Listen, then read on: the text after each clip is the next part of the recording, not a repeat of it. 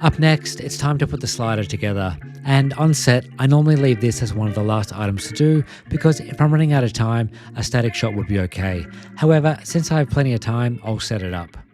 And a few people have been asking in the comments, so here's a more in-depth look at the Rhino slider.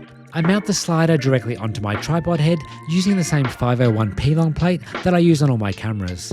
The pan and tilt head self-screws onto the base, and my camera slides right in, which uses the same 501 P-long plate. And this is the main reason I wanted all my gear to use the same tripod mounting plates, so any piece of equipment can be easily swapped onto any tripod. The slider does flex under the weight, so I use 2 monopods to help balance it out. I'll move it into position and level it out with a tripod bubble. It looks pretty good, but it's best to use an actual level to ensure it's even in all directions. Otherwise, the headroom does shift from one end of the track to the other. The motor goes on the end, and one single LAN cable powers both the motor and transmits communication. Setting it up is a bit fiddly. Essentially, I have to tell the unit that it's a 42-inch track and for it to find the endpoint.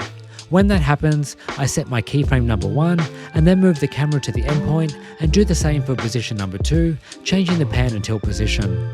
Next, you have to tell the unit what speed you want, and for this I'm going for slow and subtle. So I want my move to take 1 whole minute from start to finish and have it loop when it gets to the endpoint.